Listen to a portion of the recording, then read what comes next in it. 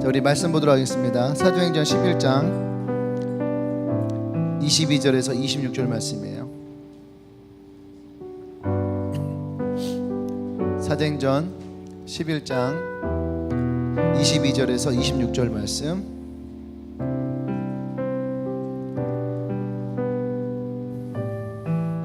제가 한 절 여러분이 한 절 돌아가면서 봉독합니다. 사도행전 11장 22절에서 26절 말씀.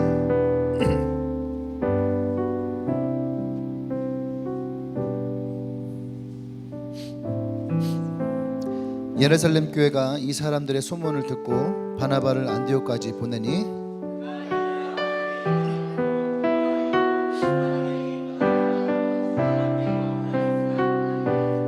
바나바는 착한 사람이요 성령과 믿음이 충만한 사람이라 이에 큰 무리가 주께 더하여지더라.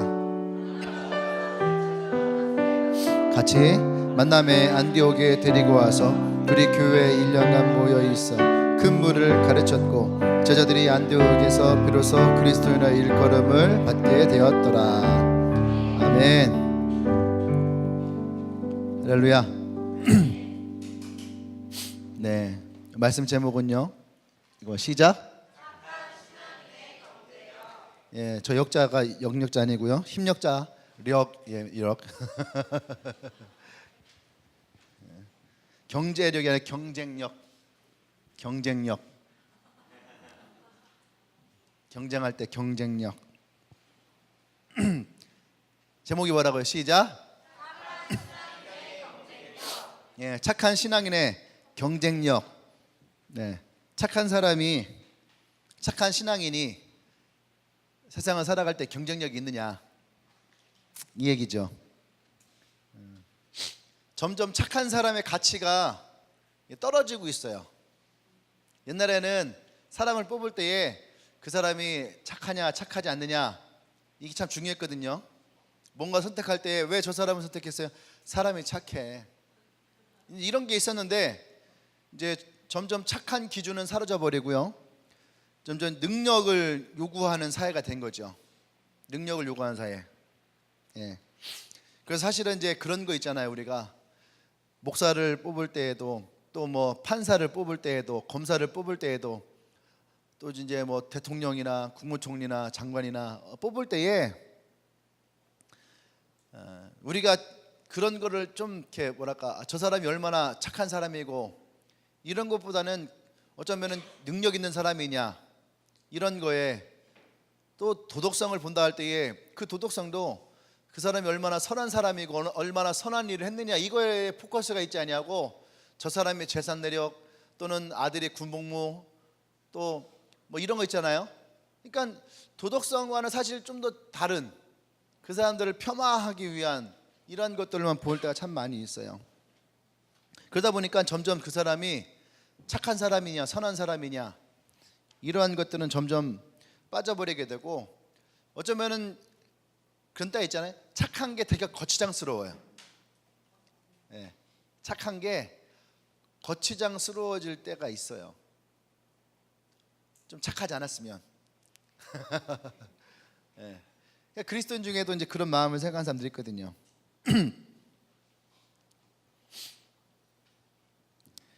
그래서 교회에서도 그런 얘기 하거든요. 야, 착한 것만 가지고는 안 돼. 야, 신앙만 가지고는 안 돼. 이런 얘기를 참 많이 합니다. 그 얘기는 뭐냐면 그런 사람이 경쟁력이 있는 것 같아요, 없는 것 같아요? 경쟁력이 없다라고 생각하는 거죠. 그러니까 야, 그렇게 착하고 이렇게 물러 터져갖고 세상에서 네가 살아남을 수 있을 것 같아? 여러분 부모님이 여러분에게 그런 얘기 많이 하죠. 예. 고사님 안 하시나 봐요. 예. 이제 그런 어릴 때에 그런 얘기를 많이 하죠. 아유, 저 물러 터져갖고. 물러 터졌다는 말 한마디로, 다른 말로 하면 미련한 것도 있겠지만 착한 거거든요. 아유, 저 미련 곰퉁이하리. 그러니까 착하다는 표현을 오늘 그렇게 많이 씁니다. 그러다 보니까 점점 착하고 물러 터진 사람들은 이 세상 살아가기가 점점 힘들어지고 어려워진다는 거죠. 그러면은 정말로 착한 신앙인들이 이 세상을 살아갈 때 경쟁력이 있느냐, 혹은 없느냐라고 묻는다면 우리가 성경을 통해서 얘기를 하면 세상의 관점을 보면 경쟁력이 없는 거 맞죠? 근데 신앙적인 관점에서 성경을 보면 경쟁력이 있다라는 거죠. 예를 들어 그게 있단 말이야. 누가복음에 하면 주님이 그 한 고을을 맡기는, 그죠? 고을에 대한 달란트가 나와요. 비유가 나오죠. 근데 착하고 충성된 종이 있었단 말이야. 그러니까 그 사람에게 네가 착하고 충성되니 너에게 10고을을 다스릴 권세를 주겠다라고 얘기를 해요. 예. 그러니까 이 사람이 착하고 충성된 자였다라는 거죠. 그랬더니 그 착하고 충성된 자에 하나님이 주시는 상급이 뭐냐면 10고을을 다스릴 권세였어요. 달란트 비유도 마찬가지죠. 5달란트, 3달란트 가졌을 때 5달란트 가진 사람이 하나님 앞에 충성했단 말이죠. 그때 주인이 돌아와서 그 사람이 네가 착하고 충성된 종이다 하고 그에게 1달란트를 뺏어서 그 10달란트에 있는 착하고 충성된 종에게 줘요. 그리고 1달란트 가지고 있었던 그 사람에게는 뭐예요? 게으르고 악한 종이다 라고 얘기를 하죠. 그리고 우리가 예수님을 선한 목자라고 합니다. 선한 목자. 근데 그 선한 목자가 예수님이 우리를 구원하시기 위해서 십자가에서 돌아가셨죠. 십자가에서 죽을 때에 사람들은 다 그랬을 거예요. 저 착하게 물러 터져갖고 저러니까 십자가에 죽지. 아마 한국적인 어머니들은 그렇게 얘기했을 거예요. 예수님 쳐다보면서. 그래서 마치 예수님이 사역에 실패한 것처럼 어느 선지자처럼 그의 백성들에게 돌에 맞아 죽어버리는 그런 선지자 중에 한 명으로, 아이고 또 아까운 선지자나 저렇게 죽네. 그러니까 선지자도 저렇게 착하면 안 돼. 이렇게 얘기할 수 있었겠죠. 근데 그의 십자가의 죽음은 실패가 아니었다는 얘기예요. 할렐루야. 오늘 또 한 명의 착한 사람이 나옵니다. 착한 사람. 그 사람이 누구냐 하면 바나바죠. 그 24절에 바나바는 착한 사람이요. 얼마나 착했으면 성경에 이 사람을 처음부터 착한 사람이다. 예. 얼마나 착했으면은 이 사람은 착한 사람이요. 그죠? 성령에 충만하고 믿음이 충만한 사람이라. 이 사람 진짜로 대단한 사람인 거예요. 예? 이 사도행전은 누가 썼다 그랬죠? 누가 썼다고요? 그렇죠. 이미 답은 알려줬잖아요. 누가 썼다고요? 누가 썼단 말이에요. 예. 답을 알려줬잖아요. 누가 썼다고? 누가가 썼어요. 누가가 썼단 말이죠. 그러면은 누가가 이 책을 어떻게 썼느냐? 사도 바울이 전도 여행 중에 누가를 만나요. 누가의 직업은 의사였고 그 사도 바울의 사역을 보고 사도 바울과 함께 예루살렘으로 들어옵니다. 예, 그때에 누가가 같이 예루살렘에 들어와요. 그리고 바울이 이제 예루살렘 회의에 참석을 합니다. 그리고 누가 남게 되죠. 그러면서 예수님에 대한 이야기를 듣고 싶어서 누가가 동네를 마을을 다 다닌 거예요. 예수님이 가셨던 성지순례를 한 거예요. 성지순례를 하면서 예수님이 어떤 분이셨는가를 막 들은 거죠.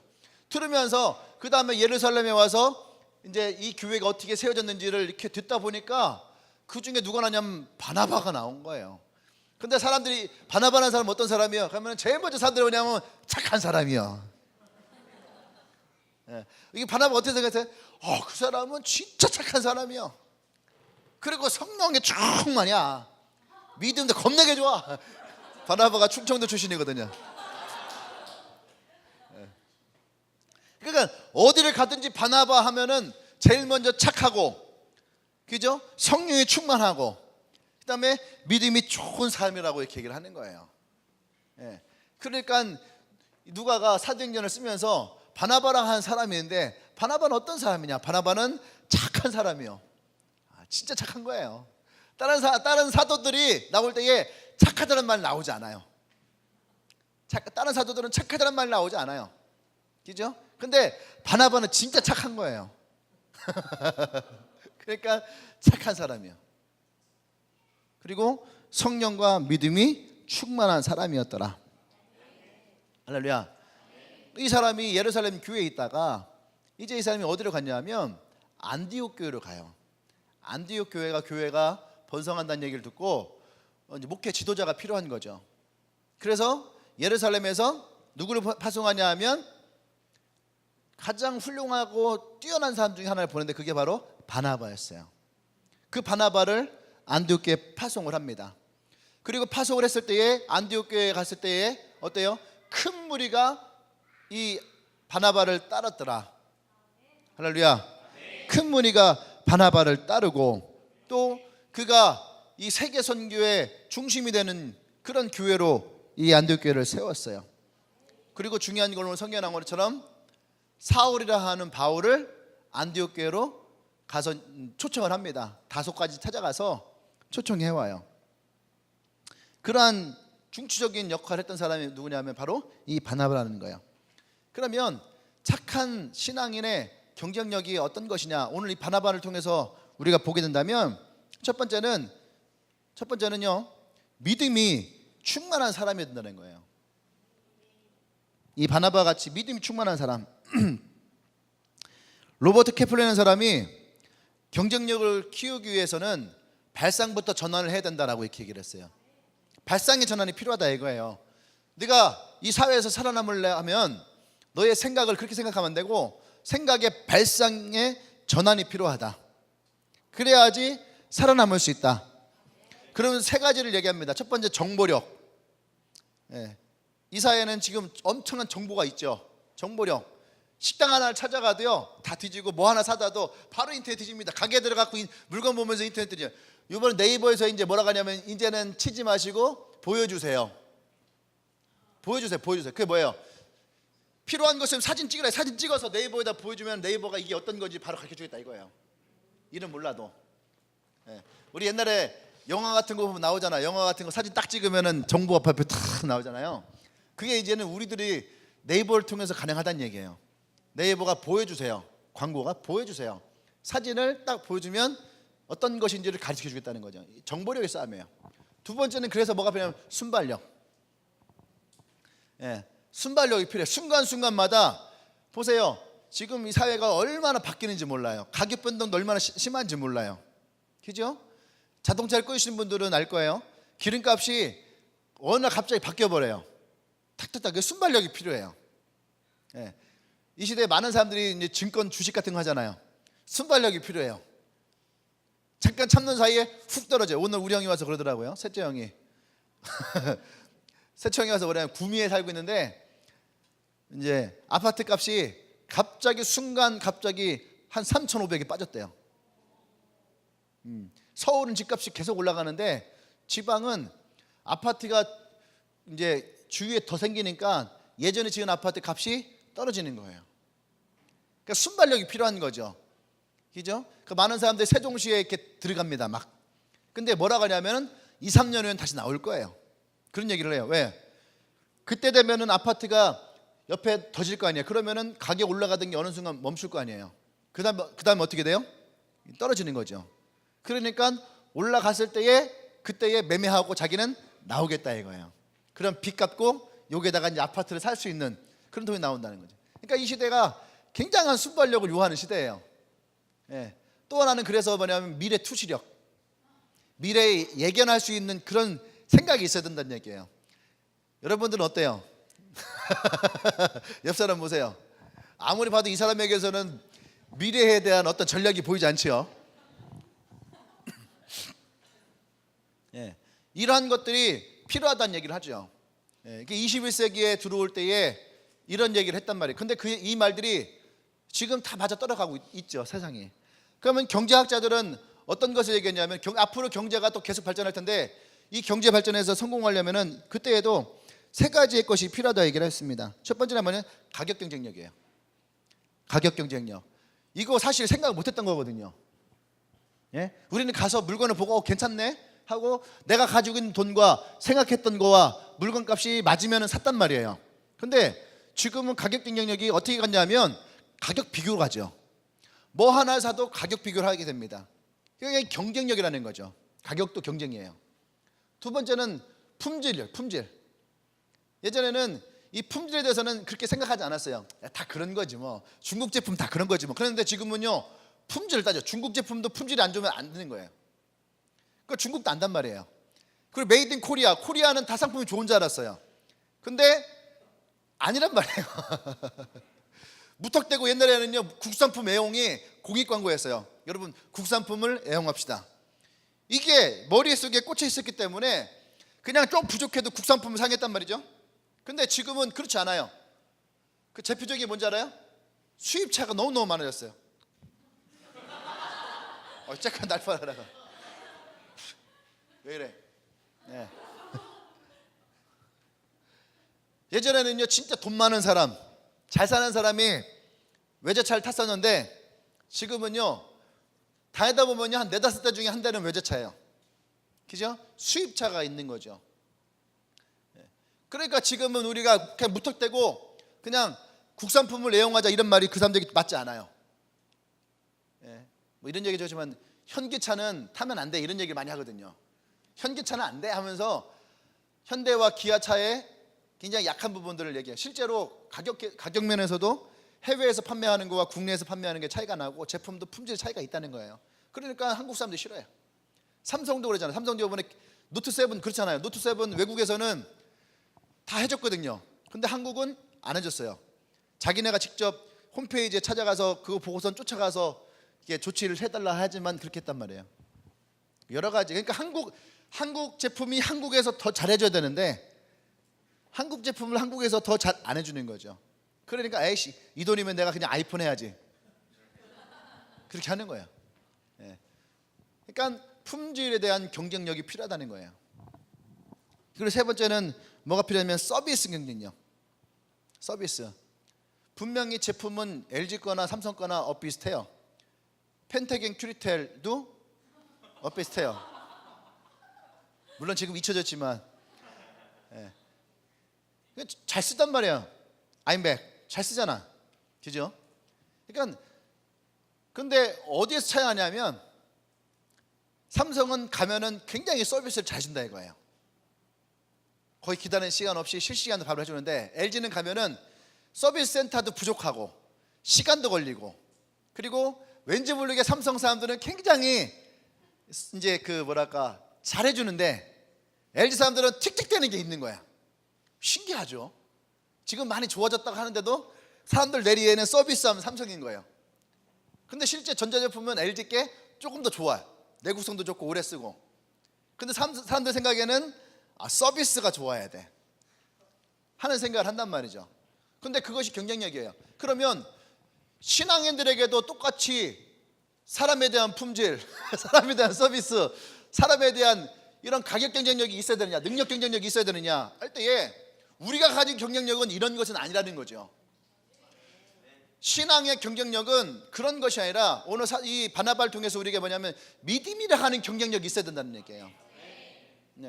믿음에 대한 경쟁력. 그러니까 우리가 다른 사람들과의 차별성을 둔다 할 때에 능력과 품질과 서비스적인 부분이 물론 떨어져서는 안 되는 거죠. 근데 그들보다 우리가 더 경쟁력이 있어야 되는 것은 믿음에 대한 경쟁력. 그것이 하나님에 대한 믿음도 있지만 사람에 대한 믿음의 경쟁력도 있어야 되는 거죠. 그것이 없어지면 보세요.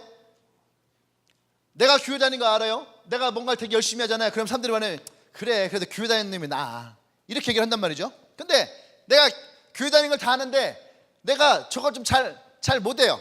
좀 이렇게 요령을 피우고 그래요. 그러면은 꼭 교회 다니는데 저런다고 이런단 말이죠. 똑같은 건데 이게 극과 극으로 나타나요. 그러니까 다른 한편으로 생각하면 내가 교회를 다님으로 인하여서 경쟁력이 일어난다는 거예요. 나뿐만 아니라 믿는 사람들에 대한 경쟁력. 역시 믿는 사람들을 믿고 쓰니까 잘해. 아보네라고 하는 회사 있잖아요, 우리 교회. 근데 그 회사에 믿는 사람도 있고 믿지 않는 사람도 있어요. 근데 이사는 안 믿는 사람이래요. 근데 우리 교회 사람들이 한 8명 들어갔나 지금? 회사의 3분의 2가 주님에게 사람이에요. 그래갖고 싱가포르 컨퍼런스 기간에 그냥 강제 휴가예요. 그 사람들이 강제 휴가. 왜?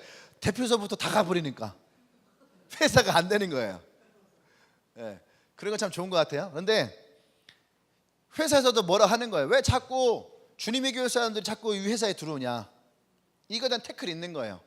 근데 그런 태클이 있음에도 불구하고 그럼에도 또 교회 사람들을 계속 채용해서 쓰는 이유가 뭐냐면 그 사람들에 대한 믿음의 경쟁력이 있는 거죠. 신뢰감이 있어요. 애들이 일을 잘해요. 열심히 해요. 맡겨놓은 것을 완수하는 거죠.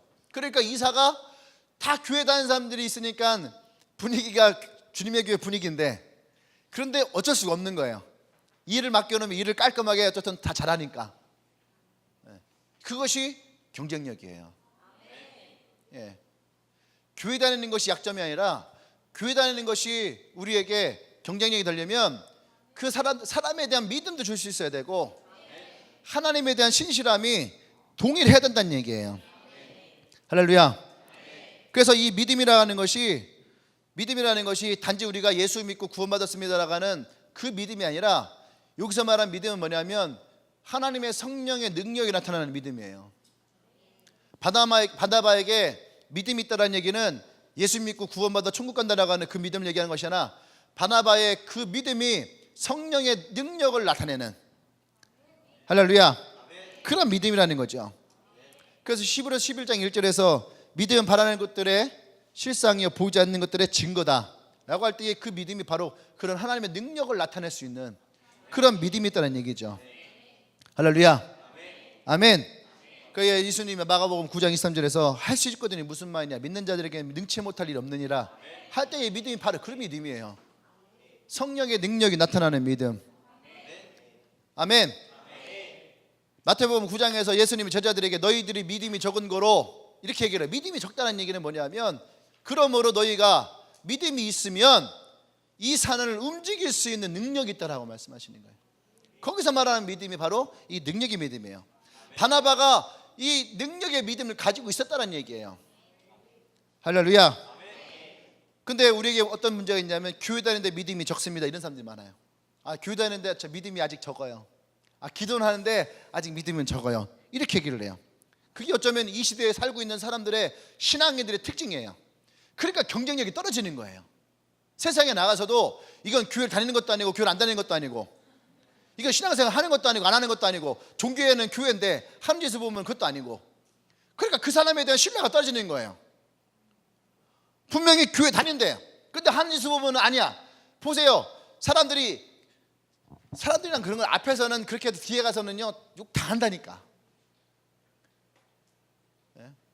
그리고 그 사람을 통해서 믿는 사람들 또 싸잡아서 욕한단 말이에요.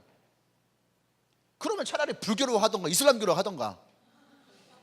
근데 꼭 그 다음 교회라고 하고, 자기 뭐 주일날에 이렇게 나오기 싫으면 저는 크리스찬이라서 교회 가야 됩니다. 그렇게 얘기하고, 뭐 하면은 저는 교회 다녀서요. 제가 주일날에 그런 얘기했지만, 꼭 믿는 집 며느리가, 믿는 집 딸들이 꼭 어떤 거 하냐면은 이게 막 예배 갈 거라면은 어머니 제가 교회 가야 돼서요. 교회 일이 바빠서요. 어떤 행사 있을 때마다 어떻게 하죠? 교회에 일이 있어서요. 그러면서 그냥 빠질 건 다 빠져버리고. 그러니까 가정의 복음화가 한국이 안 되는 거예요. 먼저 가서 헌신하고 희생하고 그래야지 그분들이 역시 그래도 믿음의 자녀가 들어오니까 집안이 달라지고 좋아지고 하는구나. 그래야 되는데 그게 뭐야? 그 믿음의 능력 역사가 일어나는 건데 가정에서조차 믿음의 경쟁력이 사라져버리니까. 그러니까 어디 가서든지 이 신앙이라는 믿음 있는 사람들이라는 것이 자꾸 사람들에게서 어떻게 해요? 경쟁력이 잃어버리는 거예요. 경쟁력이. 왜? 이중적이라는 얘기죠. 저 앞에서는 교회 다닌다고 뒤에서 할 짓 한다고 하고, 앞에 교회 다닌다고 지가 하고 싶은 건 다 하고 다닌다고 하고. 그러니까 그 믿음 안에서의 경쟁력이 떨어지는 거예요. 그러니까 믿음의 경쟁이 떨어진다는 얘기는 뭐냐면, 다른 말로 하면 세상 사람들에게는 신뢰가 떨어지는 거예요. 신뢰가.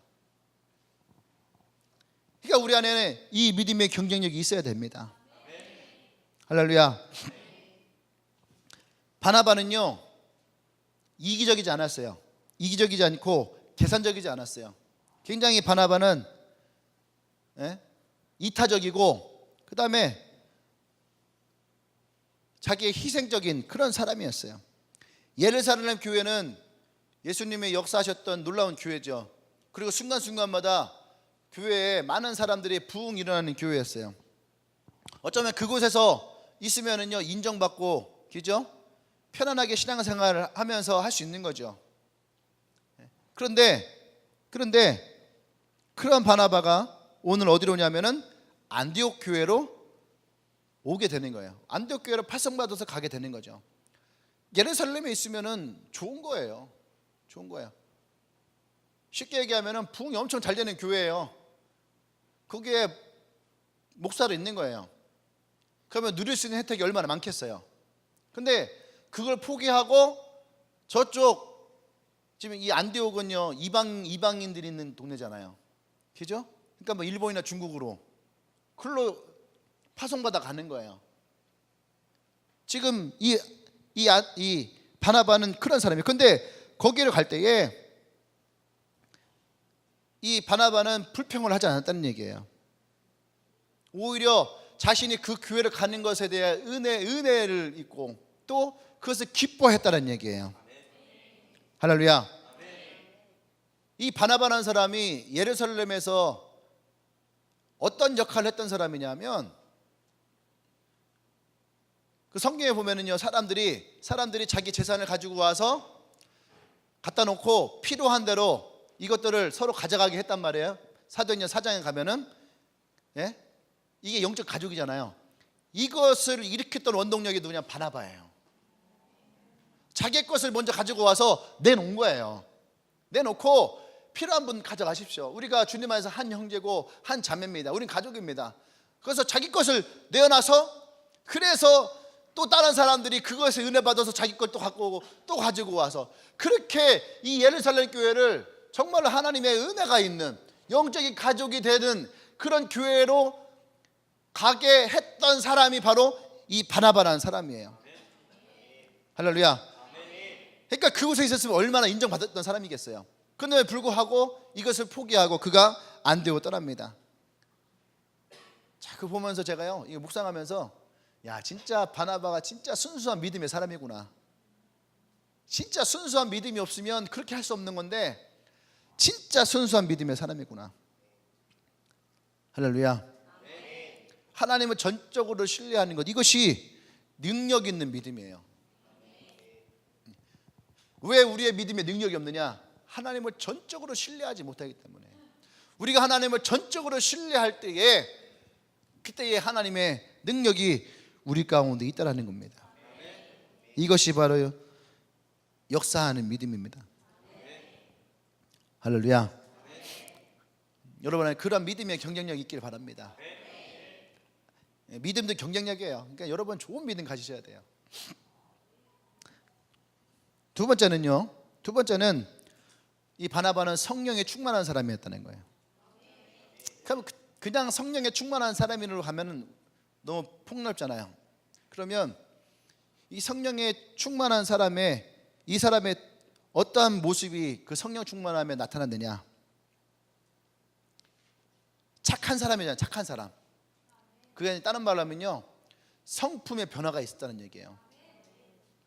그러니까 저는 이거 그렇게 말하고 싶어요. 성품도 경쟁력이다. 예. 착하다라는 것이 여러분 경쟁력이 돼야 돼요. 예. 그러니까 성품도 경쟁력이에요. 교회를 다니는데 성품의 변화가 일어나지 않아요. 그러면 경쟁력이 떨어지는 거죠. 성품에도 분명한 경쟁력이 있어야 되는데 변화된 성품. 아멘. 그래서 다른 말로 하면 인간적인 면에 능력이 있는 거예요. 매력이 있는 거예요. 사람이 끌리는 거죠. 그런 사람 있잖아요. 그냥 있으면은 그 사람의 인간적인 거에. 그래서 여러분 영웅이라든지 혹은 유비도 그렇고 조조도 그렇고 삼국지 읽어보면요 유비도 사람을 끌어당기는 매력이 있어요. 보면서 제가 책을 읽다 보면요 유비가 너무 미련해.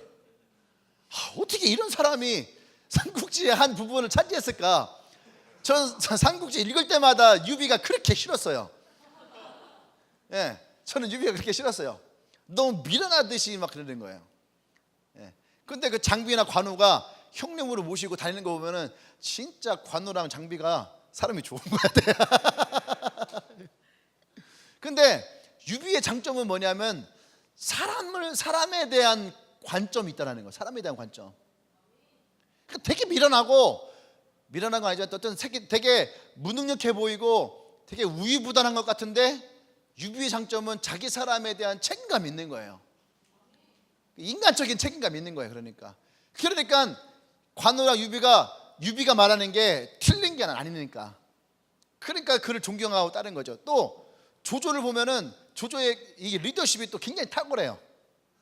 예, 리더십은 또 굉장히 탁월해요. 굉장히 매력적이에요. 그래서 삼국지를 다시 쓰잖아요. 조조의 관점에서 조조의 탁월한 리더십에 대한 관점. 예.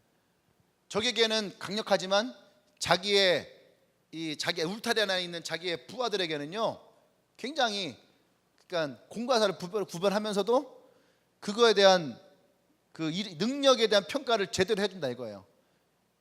그 사람의 신분과 이런 건 상관없이 그 사람의 능력을 발휘할 수 있게 도와주는 그런 리더십, 그런 조조. 예. 저는 히틀러도 마찬가지라 생각해요. 나치기 좋아하는 건 아닌데 히틀러도 그 사람 나름대로 엄청난 매력이 있었던 거 아니에요. 그러니까 수많은 무리가 히틀러 따라다녔을 거 아닙니까? 그러니까 그 시대에 사람을 이끌었던 사람들에게는요 인간적인 매력이 있다는 거예요. 그 사람의 지식이나 능력을 떠나서 그 사람 자체에 매력이 있는 거예요. 그것이 인간적인 매력. 예. 믿는 사람이 매력이 있어야 돼요. 예. 믿는 사람들이 매력이 있어야 돼요. 매력 없으면 안 돼. 오늘 아까 진영이가 오늘 옷을 이쁘게 입고 왔더라고. 화장도 잘하고. 예. 그러니까 내가 그랬어요. 야 진영아 너 앞으로 계속 그렇게 입고 다녀라 그랬어요. 예. 사람이 매력이 있어야 되는 거예요. 근데 보세요. 막 허름하게 누더기 같은 옷을 입고선 친절하면은요 사람들이 그거 피해요. 그런데 내가 옷을 깔끔하게 입고 그죠? 단정하게 입고 와서 친절을 베푸면요 매너 있다고 그래요. 예. 노숙자가 가서 뭐 하면 주접떤다고 그래요. 깔끔한 사람에 가면요 매너 있다고 하고. 그러니까 여러분 매력 있게 보이는 것도 경쟁력이에요. 근데 그 안에 뭐가 있어요? 성품이 함께 있으면 그 사람은 훨씬 더 매력적인 사람이 될 수 있다는 얘기예요. 오늘 이 바나바라는 사람이 그러한 매력을 아는 거죠. 인간을 소중하게 여기고 사람을 소중하게 여기고 하나님에게 정말 충성할 수 있는 그러한 사람. 그래서 안디옥 교회에 가서 이 바나바가 제일 먼저 한 것이 뭐였냐면은 바나바가 선교 사업 계획을 세우거나 성경 공부 프로그램을 만들거나 아니면은 사람들이 점점 늘어나니까 교회 건축을 새로 하겠다는 교회 건축을 하거나 아니면 에베소 쪽으로 교회를 옮겨갖고 신도시에 아파트 단지 막 들어오니까 에베소에 가서 거기에 있는 주민들을 끌어보는 신도시 교회를 하는 그런 계획을 세우거나 바나바가 가서 거기 가서 그것을 하지 않았다는 얘기예요. 바나바가 제일 먼저 간 것은 뭐냐면 예배 가운데 임재하시는 하나님의 은혜를 기뻐하고 그것을 성도들과 함께 나눴다라는 거예요. 할렐루야. 그래서 안디옥 교회 진짜 원했던 목회자상이 바로 그런 것일 거예요. 진짜 하나님을 향해서 서 있는 목회자. 그런 사람, 이런 사람이 바로 이 바나바였다는 얘기예요. 할렐루야. 아멘. 네. 그래서 이 바나바라는 사람이 가서 그런 거 있잖아요. 이 교회 재정 상태가 어떻습니까? 성도들은 몇 명이나 있습니까? 가면 저거는 어떤 대우를 받습니까? 조건은 어떤 상황인가요? 이런 것을 가지고 간 사람이 아니라는 거예요. 근데 요즘에는요 다 그거 묻잖아요. 갈 때 목사님들 그거 다 물어요. 재정 상태, 뭐 빚은 얼마 있는지, 성도는 몇 명 있는지, 조건과 대우는 뭔지. 목사들만 그러겠어요? 여러분들도 그럴 거 아니에요. 이직하고 그럴 때에 이 회사가 얼마나 비전이 있는가 이것보다는 조건과 대우를 따지고, 그죠? 이런 부분들을 요즘은 더 많이 봐요. 그러니까 엊그저께인가요? 연휴 시작될 때 다음 뉴스에 20대 첫 번째 뉴스에 뭐가 나왔냐면은 그렇게 꿈에 그던 첫 번째 직장을 그만두는 이유. 그렇잖아요. 취업만 하면 했는데 그거 아세요? 첫 취업을 한 70%가 회사를 다 그만둔대. 내가 생각했던 거랑 틀리다 이거예요. 드라마에서 봤던 그 회사랑 틀리다는 거예요. 가서 그러니까 힘들고 어렵고 돈은 적고 그러니까 에이씨 내 이러는데 그냥 그만둔다고 하고 그만두고 어떻게 하겠어요? 그냥 좀 더 공부해야 되겠다고 해서 이제 공무원 시험 치러 가는 거죠. 오늘 보니까 막 그 공무원 서울 그 청량리 어디죠? 노량진 공무원 하는데 쉬는 날이 없대요. 설날 오늘도 다 개방해놨대 공부하라고.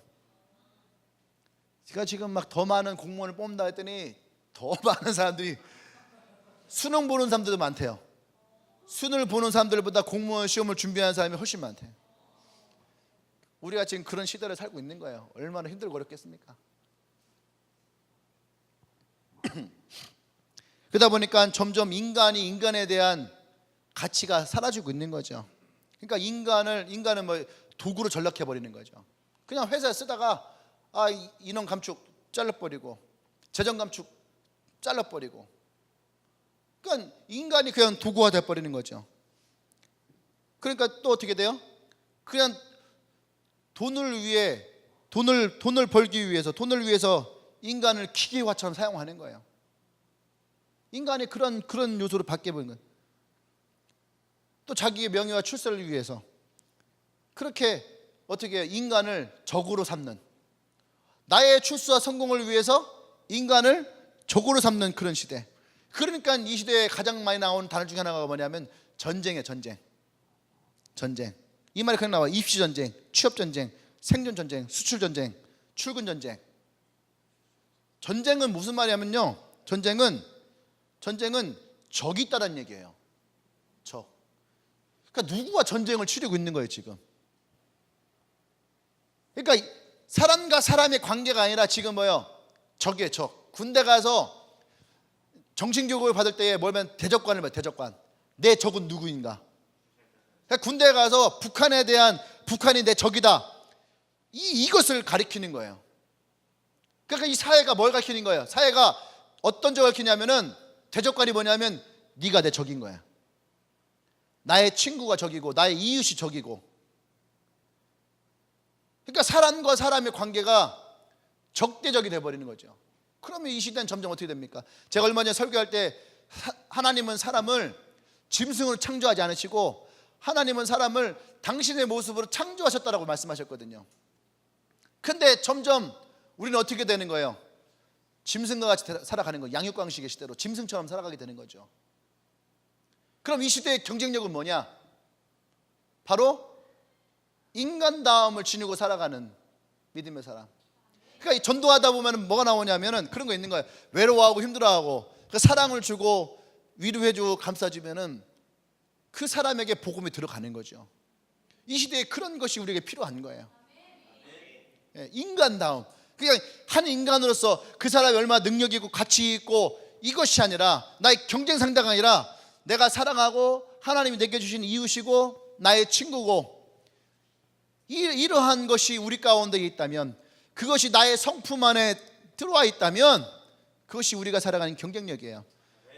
반드시 사회가 소외되고 어려워질수록 사람들은 그런 사람들 주위에 모이게 돼 있다는 얘기예요. 따뜻한 사람, 인간적인 사람, 내 마음을 나눠줄 수 있는 사람. 할렐루야. 그것이 경쟁력이에요. 바나바가 바로 그런 사람이었다는 얘기예요. 할렐루야. 그래서 여러분, 이 사도행전 9장에 가면은 사도 바울이 다메섹으로 가다가 예수를 만납니다. 그죠? 거기서 엔카운터가 일어나죠. 그래서 사람들에게 가서 내가 이제 예수의 복음을 전하는 사람입니다 할 때에 아무도 안 믿어요. 그러니까 뭘 할 수가 없는 거예요. 그래서 다소 고향인 다소로 가 있어요. 거기에서 약 3년 동안을 그냥 거기 머물러 있는 거예요. 왜? 할 수 있는 게 아무것도 없거든요. 어디에 가서 예수의 복음을 전하려고 해도 사람들 도망가요. 왜? 전과자잖아. 저 사람이 예수를 믿는 사람들 잡아다 죽였던 사람이란 말이에요. 아무도 이 사람을 믿지 않아요. 근데 오늘 성경에서 이 에베소 교회가 부흥하지, 큰 무리가 따랐다는 얘기하면 에베소 교회가 부흥이 일어났다는 얘기예요. 그러니까 부흥이 일어났으면 어떻게 될까요? 부흥이 일어났으면 저 같았으면 막 인기를 누리기도 하고, 그죠? 그렇게 하고 또 자기의 어떤 제자들을 세워갖고 뭔가 하고 그러겠죠. 근데 이 바나나는요, 바나바는 바나나가 아니죠. 바나나.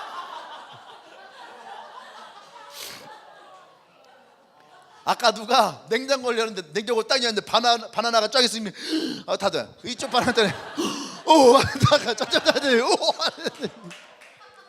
냉장고마다 바나나가 있는.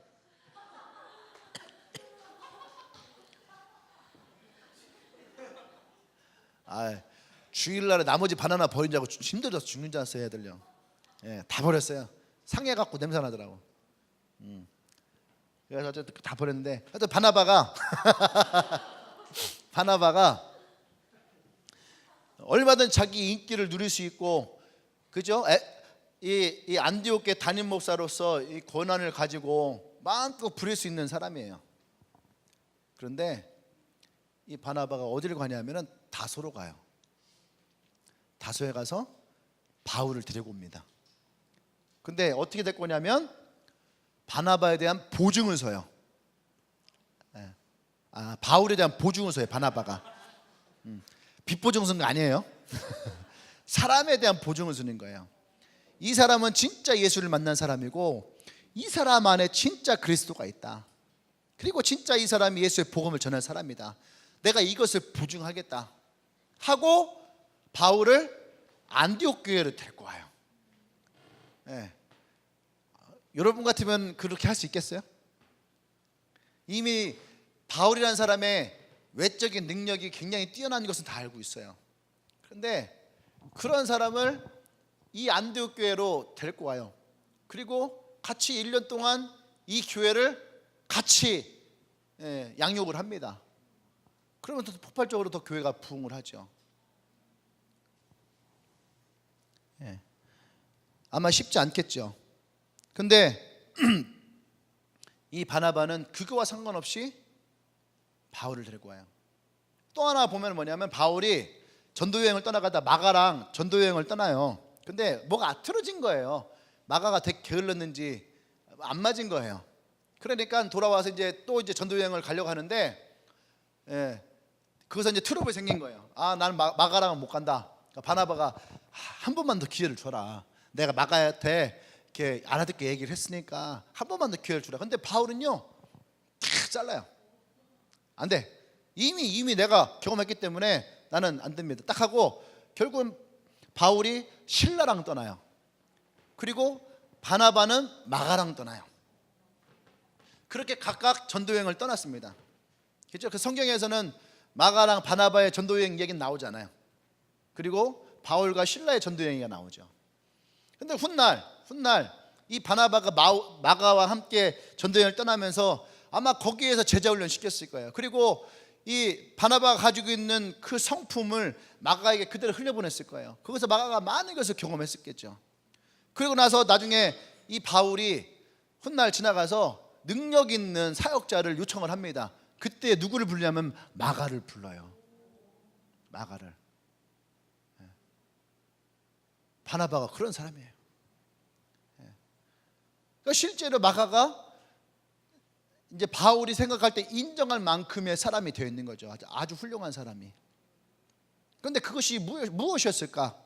저는 그것이 정말로 마가가 바나바와 함께 있으면서 성품이 다듬어지는, 성품의 경쟁력이 생기니까, 그러니까 바울이, 그 까칠스러운 바울이 마가를 요청하는 거예요. 그렇잖아요. 까칠한 사람이 누군가를 부를 때는요 그 까칠함의 인정을 받은 거예요. 마가가 그 인정을 받은 거예요. 그래서 마가를 부릅니다. 그러니까 그것이 바울의 능력이 아니라 바로 이게 바나바의 능력인 거죠. 바나바는 아마 이렇게 뭐 앉아서 가르치고 그렇지 않았을 것 같아요. 그냥 함께 하면서 대화하고 얘기하고 먼저 바나바가 일어나서 섬겨주고, 그때 마가가 그 깊은 깨달음을 얻었을 것 같아요. 이게 진짜 리더구나. 이게 진짜 리더십이구나. 진짜 하나님의 성품 안에 있는 것이 바로 이런 거구나 하는 것을 마가가 느끼고 깨달았을 거죠. 보세요. 이 바나바가 마가를 버렸다면 마가는 어쩌면 실패한 인생이 됐을 거예요. 또 사도 바울도 바나바가 찾아가지 않았으면 거기서 혼자 예수님께 예배드리다 끝나는 인생 됐을 거예요. 근데 이 바나바, 성령의 충만한 성품에 변화되었던 이 바나바가 그 마음 안에 바울을 불러오고 마가를 불러왔을 때에 그들의 인생을 통해서 하나님의 또 다른 역사가 일어났다는 거죠. 할렐루야. 그러니까 성품이 얼마나 중요한 건지 알겠죠. 이 바나바라는 사람이 성품이 그렇지 못했다면 아마 자기의 욕심만을 채우는 목회자가 됐을 수도 있어요. 예루살렘에 뛰어나왔잖아요. 예루살렘에서 뛰어나와서, 예루살렘은 지금 막 수십만 명을 올라가고 있는데 이 안디옥 교회는 이제 수백 명 뭐 그래도 될 거 아니에요. 막 부흥했다 해도. 근데 갑자기 이 안디옥 교회에서 막 부흥하더니 막 소아시아에 7개의 지교회를 막 세우고 이러면서 이 교회가 엄청나게 막 부흥할 때에 어떤 마음을 가지겠어요? 봐라, 니네가 나 이거를 보냈지. 내가 니네보다 더 큰 교회 내가 세운다. 인간적인 욕심과 야망이 있단 말이에요. 사람들 안에. 근데 바나바에는 그런 마음 자체가 없는 거예요. 할렐루야. 아멘. 그다음 마지막으로 이 바나바는 어떠한 경쟁력이 있었냐면은 그래, 은혜와 겸손도 경쟁력이다. 이 바나바는 하나님 앞에 영광 돌리는 인생을 살았다는 거죠. 좀 아까 얘기했던 것처럼 보세요. 신유의 능력 있는 사람들은요, 처음에는 하나님께 영광을 돌려요. 근데 조금 지나다 보면 그런단 말이죠. 내가 너를 고쳤는데 내가 너에게 어떻게 해줬는데. 저도 그런 때가 있었다니까요. 내가 기도해주고 내가 했는데 이런 마음이 생길 때가 있다니까요. 사람이 그래요. 분명히 그것이 하나님으로부터 왔다라고 해도 내가 저를 위해서 얼마나 기도했는데, 내가 저를 얼마나 도왔는데, 이런 것들. 근데 바나바는 그런 사람이 아니라는 거죠. 바나바는 자기의 영광보다는 하나님의 영광을 나타내는. 근데 사람들 중에는 그런 사람이 있어요. 예수님보다 자기를, 그죠? 예수님보다 교회를, 또 교회보다는 목사를 나타내고 드러내는 것에 더 바쁜 사람들이 있어요. 어느 교회 보면 그런 교회들이 있어요. 교회가 드러나야 될 것은 하나님이거든요. 근데 교회가 자꾸 목사를 더 드러내려고 그래요. 목사가 프랜차이저가 되면 안 되는 건데 목사가 프랜차이저가 돼버리는 거죠. 그러면 사람들은 어떻게 해요? 그 목사를 보고 교회를 찾아오고. 그게 아니죠. 하나님을 향해서 놔야 되는데 목사를 보고 교회를 온 거는 결국에는 그들은 하나님보다는 목사가 더 우선될 수 있는 거죠. 그래서 만민중앙성결교회가 이재롱 목사가 이단이 됐던 이유가 바로 그거예요. 성도들이 목사가 은사 있고 능력 있으니까 목사를 전면으로 계속 내세운 거예요. 그러다 보니까 어느 날 이재롱 목사가 성령 하나님이 돼버린 거예요. 그러니까 자기는 그런 생각이 없었는데 오늘 가보니까 자기가 그냥 성령 하나님 돼버린 거예요. 근데 거기다 대고 내가 아니오라고 말을 할 수 없는 거죠. 그러다가 오늘 이단 돼버린 거예요. 또 그 교회를 또 이재롱 목사 중심으로 있던 만민중앙 성결교회 모두가 다 뭐가 됐어요? 이단이 돼버린 거예요. 어느 날. 마찬가지예요. 얼마 전에 누구지? 구름이에 나온 박보검이 페이스북에다가 자기 교회 기도한다고 했잖아요. 그게 이제 이치송 목사도 옛날에 새 예루살렘 교회라고 지금 이름 바뀌었더라고요. 뭐라고요? 예수 중심 교회 이름이 바뀌었어요. 옛날에는 새 예루살렘 교회라고. 이치송 목사 옛날에 집회 저 중고등학교 때만 해도요. 이치송 목사 치유 집회 충무체육관에서 크게 했었어요. 그때 이단 아니었단 말이에요. 이게 치유의 능력이 굉장히 있었던 분이거든요. 굉장히 카리스마 있고. 근데 어느 날 이단이 된 거예요. 왜 그러냐면 사람들이 이초성 목사에게서 능력이 나온다 하니까. 그러니까 이초성 목사도 자신에게서 능력이 나오는 거예요. 그러니까 사람들이 이렇게 검증을 하다 보니까 성령의 역사가 아니라 이초성 목사의 개인의 능력이 돼버린 거예요. 그러니까 이단으로 가버리는 거예요. 그러니까 사람들이 설교를 들어보면은 교회랑 설교 뭐 똑같은데 왜 다니지 그런단 말이죠. 근데 저는 그걸 뭐냐면 그것이 바로 은혜와 겸손도 경쟁력이라는 거예요. 은혜와 겸손도 경쟁력이다. 이게 바나바도 얼마든지 그렇게 갈 수 있는 사람이에요. 그런데 바나바는 그렇지 않았다는 얘기예요. 그것을 오직 하나님 앞에 영광을 돌리는 사람이었다는 얘기죠. 할렐루야. 그러니까 바나바는 이것을 위해서 어떻게 해요? 자기 것을 취하잖아요. 그러니까 다소로 가서 바울을 데리고 오는 거예요. 바울을 데리고 와서 둘이 같이 공동 목회를 합니다. 그리고 바울을 부목사로 그렇게 두지 않아요. 한국은 부목사를 이렇게 두어서 이제 하는 경우가 있는데, 오늘 자꾸 이제 교회 얘기하다 보니까 자꾸 나오는데 이제 안 좋은 모습이에요. 담임 목사가 있고 부목사가 있고 부교육자들이 있으면요, 그전에는 담임 목사가 운전하고 다니고 막 다 했는데 부교육자 들어오면 이제 담임 목사가 네요. 격이 떨어지는 거예요. 예. 이해되시죠? 부목사나 부교육자가 들어오는 순간 이제 이 모든 일들 다 부교육자가 하는 거예요. 어디 갈 때도 보면 이제 부교육자 옆에서 이제 가방 들고 다녀주고 그러는 거죠. 한국은 그것이 마치 담임 목사의 위치라고 생각을 하는 거예요. 그리고 이제 쪼잔한 목사님들 그런 게 있어요. 나보다 설교를 잘하는 부목사가 있으면요, 설교 안 세워요. 그리고 교회를 내보내요. 사임을 시켜버리고. 그 어떤 분 그런 분도 있대요. 갑자기 수요일 날에 7시 반 예배인데 7시에 와서 오늘 설교하지? 하고 간다. 골탕 먹어라 이거죠. 네가 그렇게 설교 잘해? 해봐. 우선 설교해. 우선 간다는 거야. 그럼 7시에 설교 준비하고 설교해야 되는 거야. 골탕 먹으라는 거죠. 그래서 뭐예요? 역시 설교는 담임 목사님 최고야. 이 얘기를 들어야 되는 거예요.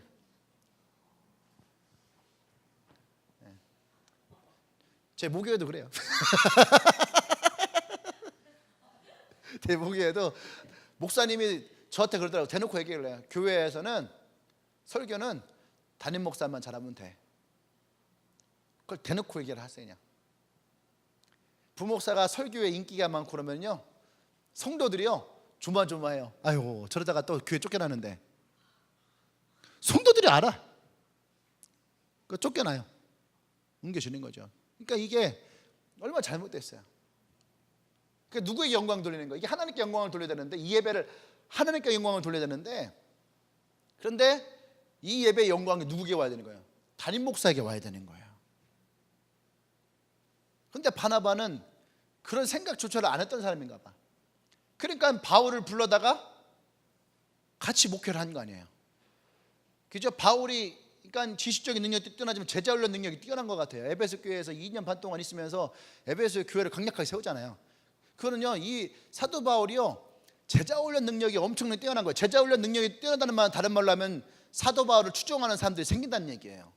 제자 훈련을 하니까. 그럼에도 불구하고 바나바는 그것에 대해서 전혀 개의치 않았다는 얘기예요.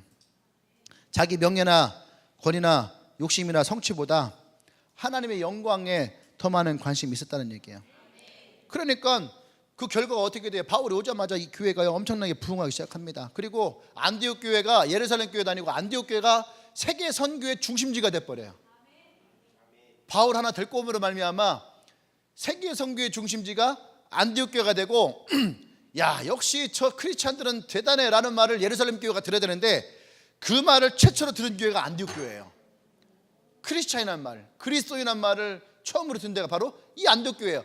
와, 저 사람들 진짜 그리스도냐? 그 얘기는 다른 말로 하면요, 그 교회 성도들이 성품이 돼 있다는 얘기예요. 그러니까 그 성품이 어디에서 났겠어요? 바나바에서 났다니요. 바나바에서부터 그 성품이 흘러나오니까 이 교회는 저 사람들이 진짜 그리스도인이야 라는 말이 이 안디옥 교회에 최초 나온 거예요. 그러니까 그 교회가 얼마나 하나님 중심적인 교회였는지를 그 말 한마디로도 우리는 알 수가 있는 거죠. 할렐루야. 그 다음에 또 이제 충격적인 얘기가 있는데, 그게 뭐냐면 사도행전 12장부터 바나바와 사울의 위치가 바뀌어버려요. 굴러온 돌이 박힌 돌을 빼버린 거예요. 무슨 말인지 알겠죠? 바나바가 그 교회에서의 최고의 리더십이었는데 바울이 들어오면서 리더십의 변화가 생긴 거예요. 세계 선교에 이 리더십의 변화가 생겨버린 거예요. 바뀌어버렸어요. 그 전까지는 바나바와 바울이었는데 12장 넘어가면서 뭐냐면 바울과 바나바로 바뀌어버려요.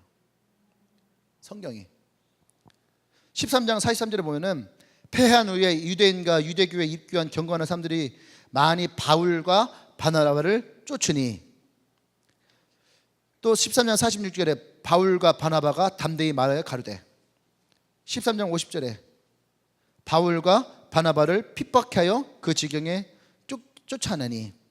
그러니까 사역의 주체가 바나바에서 사역의 주체가 누굴 바뀌어요? 바울로 바뀌어버려요. 예. 참 이렇게 되면 인간적으로 되게 서운할 거예요. 그죠? 내가 바울을 키웠는데. 대표적인 사람이 누군지 알아요? 사울이에요. 사울. 같은 사울인데 역할만 바뀌었어요. 사울은 천천히요, 다윗은 만만이라 할 때의 사울은 그 시기심을 이겨내지 못했다는 거예요. 그렇게 해도 왕은 사울이잖아요.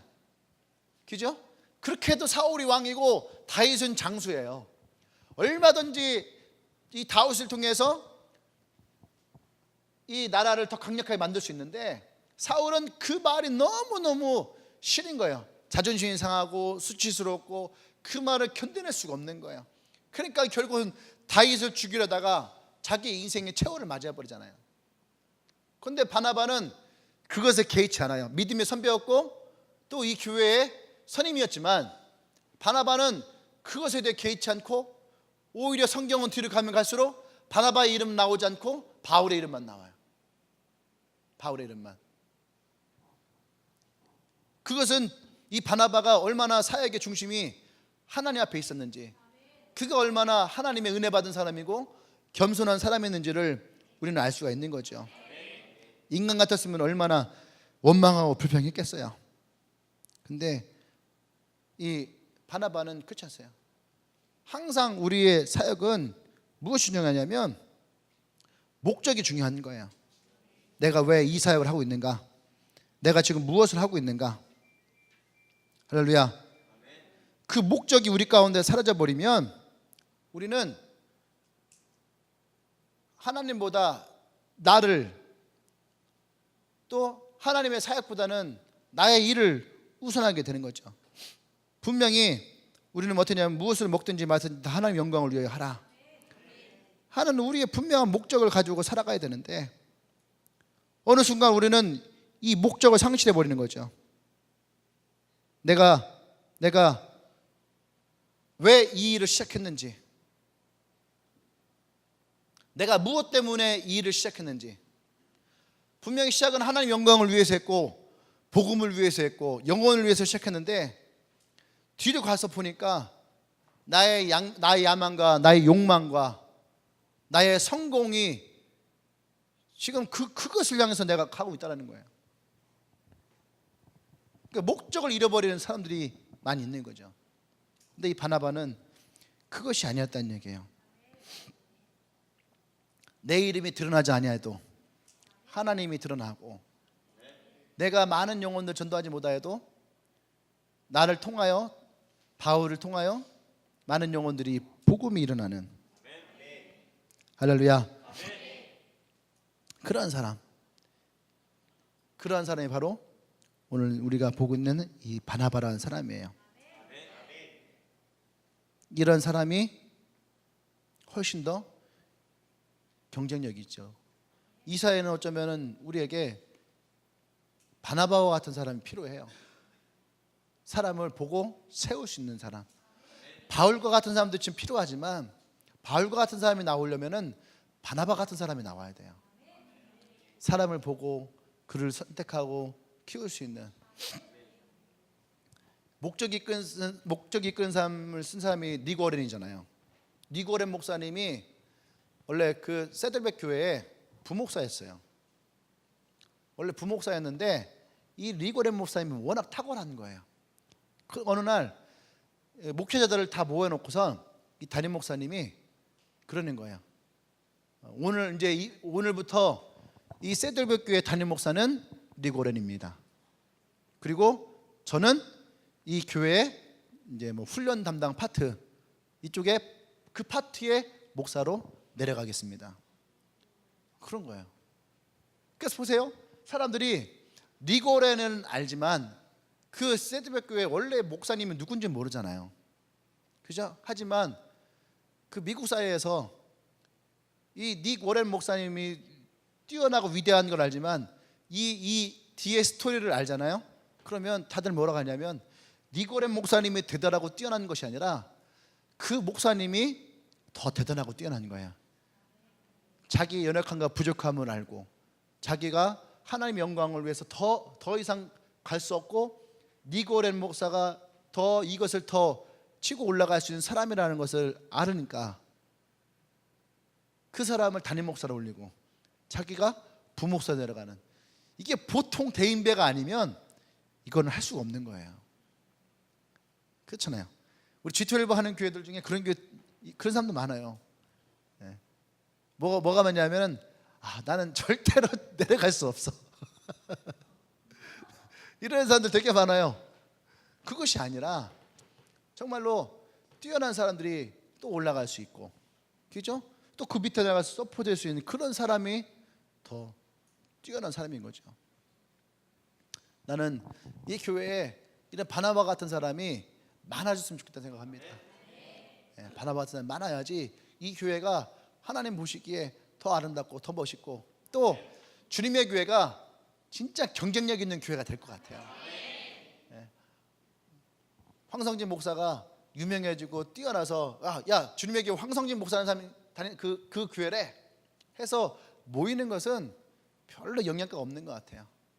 진짜 이 교회가 하나님 앞에 경쟁력 있는 교회가 되려면 진짜 바나바 같은 한 사람 한 사람이 바울과 같은 한 사람 한 사람을, 마가 같은 사람 한 사람을 복음을 전하고 데리고 오고 제자훈련시키고 양육시켜서, 그래서 이 교회가 더 번성하고 부흥할 수 있는, 그게 진짜 이 주님의 교회가 하나님께 영광 돌 수 있고 또 이 교회가 이 시대에 경쟁력 있는 교회가 될 것 같아요. 안 그래? 이랬다가 내가 언제 죽을지 모르잖아요. 황성진 목사 중심의 교회였으면 황성진 목사 죽으면 끝나는 거예요. 안 그래요? 그러면 안 되는 거죠. 주님의 교회는 주님의 거예요. 그러면 주님의 교회는 주님이 인도하시는 교회고, 그럼 목사와 상관없이 이 교회는 계속 이 비전 가운데에 복음을 전하며 가는 교회가 돼야죠. 할렐루야. 그러려면 이 교회에 뛰어난 사람들이 많아져야 됩니다. 바나바 같은 그런 사람도 많아져야 되고 바울과 같은 사람도 많아져야 되고, 비록 지금 우리 교회에 마가 같은 사람들이 많이 있을 거예요. 하지만 그 마가 같은 사람도 시간이 지나서 어떻게 해요? 정말로 변화되어지고 다듬어지고 훌륭한 그런 사역을 할 수 있는 그런 사람이 될 거예요. 오늘 여러분들이 내가 마가 같은데 괜찮아요. 여러분의 리더가 바나바 같은 리더가 있다면 그러면 여러분들은 소망이 생기고 기대가 있고, 할렐루야, 그런 사람이 되기를 원합니다. 우리 함께 참 기도하십시다.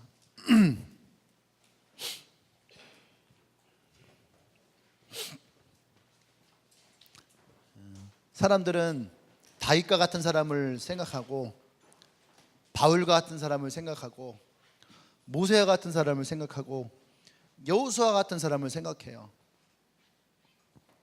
근데 아무리 나 자신을 살펴봐도 내가 모세와 같은 사람도 아니고 바울과 같은 사람도 아니고 여호수아 같은 사람도 아니고,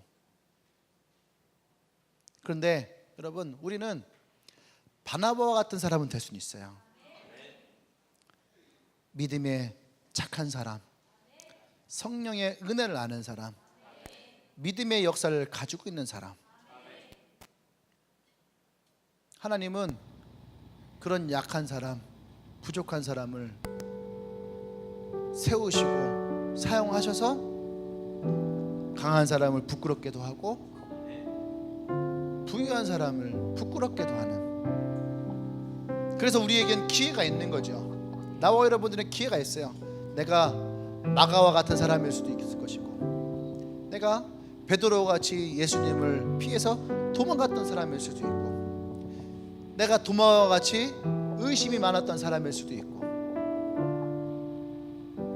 근데 오늘 우리가 그런 사람이라 할지라도 성령이 우리 가운데에 임하시면 바나바와 같이 믿음에 선한 사람이 되고 성령에 충만한 사람이 되고 믿음의 역사하는 믿음을 가진 사람이 되면, 여러분 충분히 여러분들은 이 시대를 살아가는 경쟁력 있는 사람이 돼요.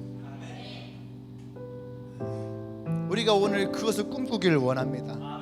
우리가 오늘 그것을 바라보기를 원합니다. 나 자신에 대한 경쟁력을 가지십시오. 성령이 역사하면, 성령이 나타나는 곳마다 하나님의 역사가 일어난다면 여러분에게 경쟁력이 있어요. 여러분의 그 믿음을 소유한 사람이 되기를 원합니다. 그래서 우리 함께 시간 기도할 때에, 주님, 내가 바나바와 같이 신앙의 착한 믿음을 가진 자가 되기를 원합니다. 선한 믿음을 가진 자가 되기를 원합니다. 성령의 능력을 가진 자가 되기를 원합니다. 믿음의 역사가 있는 사람이 되기를 원합니다. 성령이 임하여 주시옵소서. 우리 주여 한번 외쳐 기도합니다. 주여.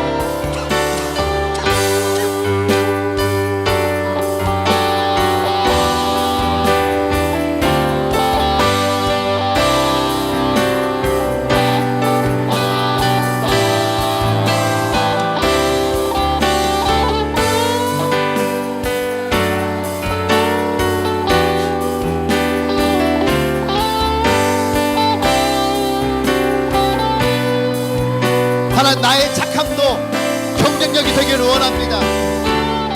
나의 믿음도 경쟁력이 되기를 원합니다. 성령의 역사하실 충만함도 나의 경쟁력이 되기를 원합니다.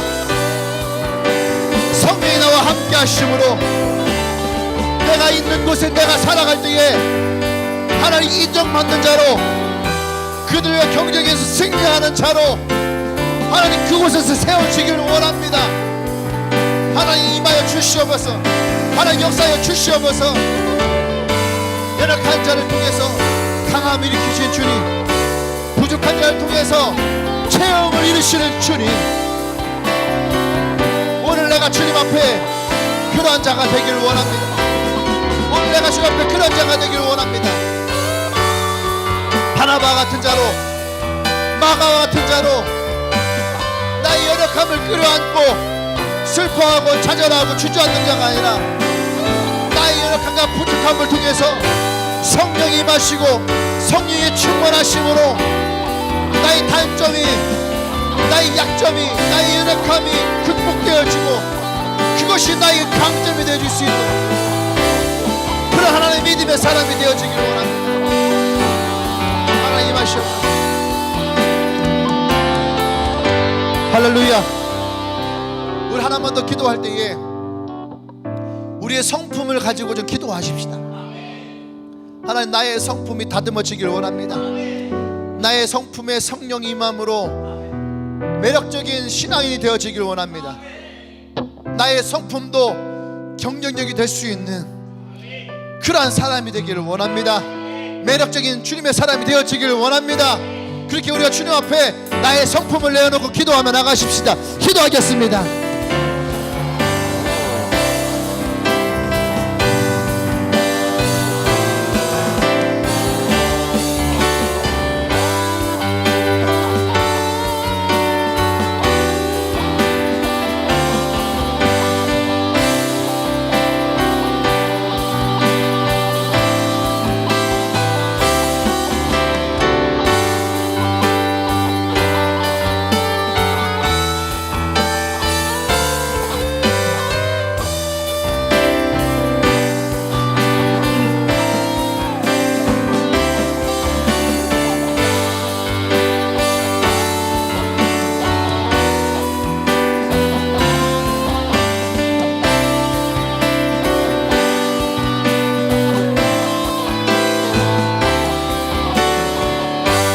할렐루야. 사랑하는 여러분, 이 시대에도 바나바 같은 사람이 필요해요. 넘어져 있는 그 한 사람을 일으켜 세울 수 있는 사람, 약점을 컴플렉스를 가지고 혼자서 이리저리 어떻게 할 바를 모르는 그런 사람을 만지고 다듬고 세울 수 있는 그런 사람,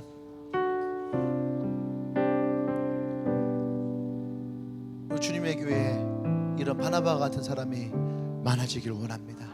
사랑의 주님, 오늘 이 바나바를 통해서 우리의 믿음의 사람이 이 땅 가운데 어떤 경쟁력을 가지고 살아야 될지를 봅니다. 착한 것이 나의 약점이 아니라 착한 것도 내게 이 땅을 살아가는 경쟁력이 되게 하십시오. 성령의 충만하여서 예수장이라고 비웃음이 되고 손가락질 당하는 것이 아니라 그것도 나의 학교와 캠퍼스와 가정에서 경쟁력이 되기를 원합니다.